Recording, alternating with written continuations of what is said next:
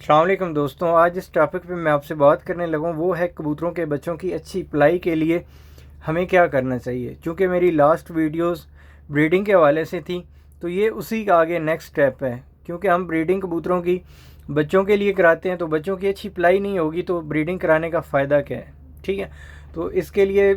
بچوں کی پلائی بہت زیادہ اہم کردار ادا کرتی ہے۔ اس میں کچھ چیزیں کبوتروں کے حوالے سے بھی میں آپ کو احتیاطی تدابیر بتاؤں گا، اور بعد میں پھر میں آپ کو طریقہ بتاؤں گا کہ اس کے لیے ہمیں کیا کیا چیزیں درکار ہوں گی یا کیسے ہم ان بچوں کی اچھی پلائی کر سکتے ہیں۔ تو آپ نے کیا کرنا ہے کہ احتیاطی تدابیر میں سب سے تو پہلے یہ ہے کہ جو میں نے بریڈنگ کے حوالے سے آپ کو بتایا کہ آپ گرمیوں اور سردیوں میں اپنے اچھے جوڑوں کو، کیونکہ جوڑا آپ کے پاس کوئی بھی لگا ہوا ہے یا آپ لگاتے ہیں یا اس کو بریڈنگ کے لیے یوز کرتے ہیں تو وہ آپ اس کو اچھا سمجھ کے لگاتے ہیں، تو آپ کوشش کریں کہ آپ، کیونکہ یہ چیز کبوتروں کے لیے بھی بہت زیادہ اہم ہے، کبوتروں کے بچوں کے لیے بھی ہے اور آپ کے لیے بھی، کیونکہ اگر کبوتر کمزور ہوں گے تو وہ آپ کے لیے بھی پریشانی کا باعث بنیں گے، یا بچے نہیں اچھے پلیں گے تو پھر ان کا فائدہ کیا ہے۔ تو اس کے لیے آپ نے گرمیوں اور سردیوں میں کوشش کرنی ہے کہ آپ 4 مہینے ان کو ریسٹ دیں۔ اگر آپ 4 مہینے نہیں دے سکتے تو کم از کم 3 یا 2 مہینے لازمی ریسٹ دیں۔ ایک تو ہوگی احتیاط یہ، تو انشاءاللہ جب آپ یہ چیزیں احتیاط میں ان کو ریسٹ دیں گے تو وہ جب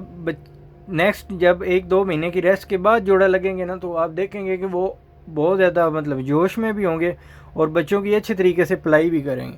دوسرا یہ احتیاطی تدابیر ہے کہ آپ کبوتروں کو اچھا دانہ پانی دیں، ان کو ٹائم پہ دیں، پراپر ان کی کیئر کریں، ان کے سامنے بچوں کی پلائی میں اسپیشلی جب سردیاں ہوتی ہیں تو 100% ان کے پاس مٹی موجود ہونی چاہیے۔ اگر وہ دیواروں سے اتار کے وہ مٹی کھا رہے ہیں تو ان میں کیلشیم کی کمی ہے، تو یہ ماداؤں کے لیے بہت زیادہ پرابلم کو باعث بنتی ہے۔ اس کے لیے آپ ان کو مٹی دیں، اچھا دانہ پانی دیں اور پراپر ٹائم ٹو ٹائم ان کی کیئر کریں۔ اب آتے ہیں طریقہ کار کی طرف کہ بچوں کی اچھی پلائی کے لیے ہمیں کیا طریقہ کرنا چاہیے۔ سب سے پہلے آپ نے کیا کرنا ہے کہ اس میں 2 میتھڈ ہیں۔ ایک تو یہ ہے کہ آپ صرف سیریلیکس یوز کر سکتے ہیں، اور دوسرا طریقہ کار یہ ہے کہ آپ 4 آٹے کرا لیں 4 چیزوں کے، ٹھیک ہے، وہ آپ کے پاس 2 سال بھی ختم نہیں ہوں گے۔ پہلا آپ نے گندم کا آٹا لینا ہے 1 kg، پھر آپ نے باجرہ لینا ہے 1 kg، چنے جو ہیں وہ ½ کلو لینے ہیں، اور مکئی جو ہے وہ آپ 3 پاؤ لے لیں، ٹھیک ہو گیا۔ گندم اور باجرہ برابر، مکئی 3 پاؤ، اور جو چنے ہیں وہ ½ کلو۔ اب ان میں یہ ہے کہ آپ صرف سیریلیکس کا بھی پیسٹ بنا کے 1 کپ پانی میں یا 1 گلاس میں، اگر آپ کے پاس بچے زیادہ ہیں تو آپ ایک جو لمبا شیشے کا گلاس ہوتا ہے اس میں پانی ڈالیں، اگر سردی ہیں تو نیم گرم کر لیں، اگر گرمی ہے تو ان کو ویسے ہی پلا دیں، کوئی ایشو نہیں ہے۔ تو 1 چمچ 1.5 چمچ بس آپ نے دیکھنا ہے کہ وہ زیادہ محلول جو ہے یا آپ نے جو وہ بنایا پانی سا وہ گاڑھا نہیں ہونا چاہیے۔ اگر زیادہ گاڑھا ہوگا تو ان کے جو سٹمک ہیں وہ سٹک ہو جائیں گے، یعنی ان کے جو اندر آنتیں ہیں وہ جم جائیں گی اور ان میں پانی کی کمی آ جائے گی،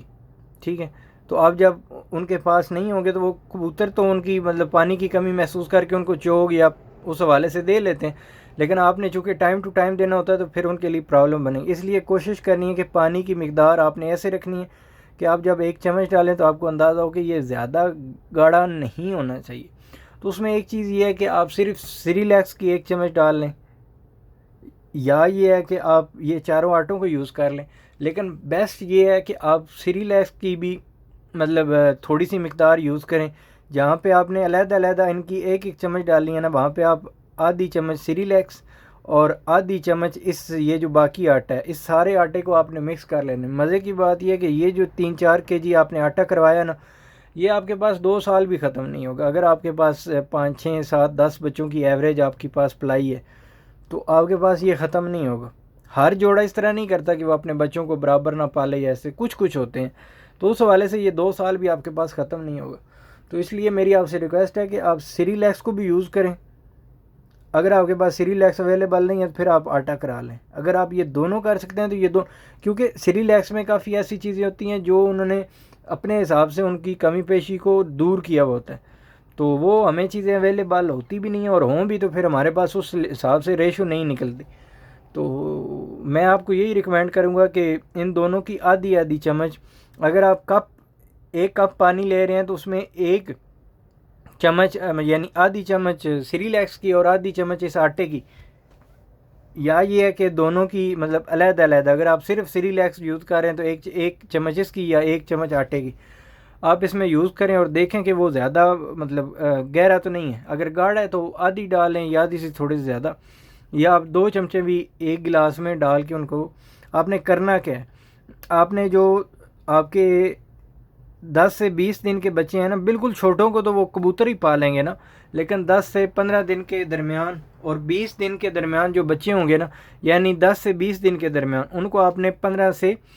मतलब 10 से 20 सीसी के दरमियान में, उसकी पोर्ट के हवाले से आपने पोर्ट को देखना है कि अगर उसकी भर गई है तो 10 से 20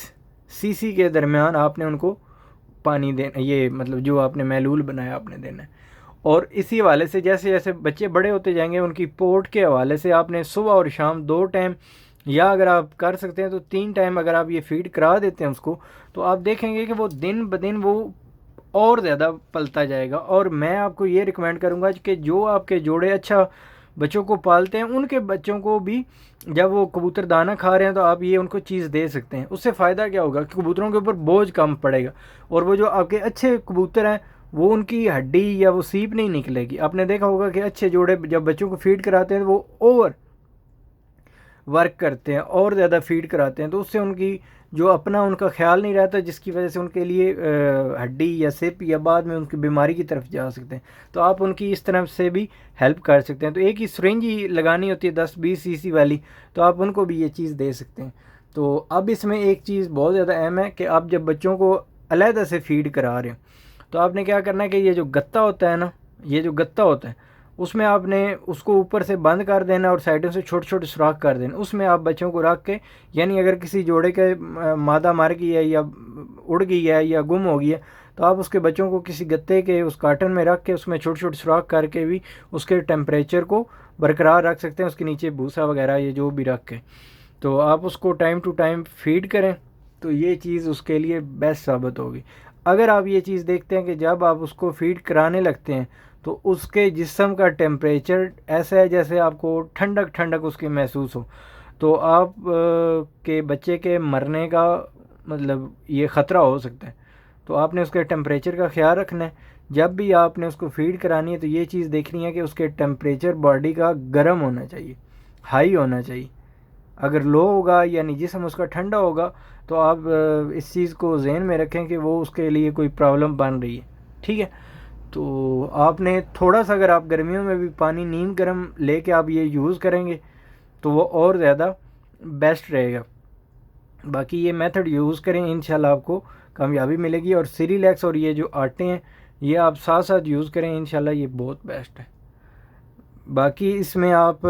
एक सिरप होता है लाइसोविट, वो भूख बढ़ाने के लिए होता है। ठीक है, तो अगर आप बच्चों के जो आप अलहदा से पानी वगैरह दें तो उसमें जब आप 5 सीसी पानी दें तो उसमें आधे सीसी से थोड़ा सा कम दूसरे तीसरे दिन अगर आप लाइसोविट दे देंगे, ठीक है, तो तीसरे चौथे दिन या फ्लैजल के 1-2 कतरे आप दे देंगे तो वो उनके हाजमे के लिए या वो उस हवाले से भी बेस्ट रहेगा। तो ये चीज़ें सारी साथ साथ होती हैं, बस इनको आगे ले कर चलना होता है। बाकी अल्लाह ताला आपका हामी और नासिर हो। अल्लाह हाफिज़। मेरे चैनल को सब्सक्राइब कर लें।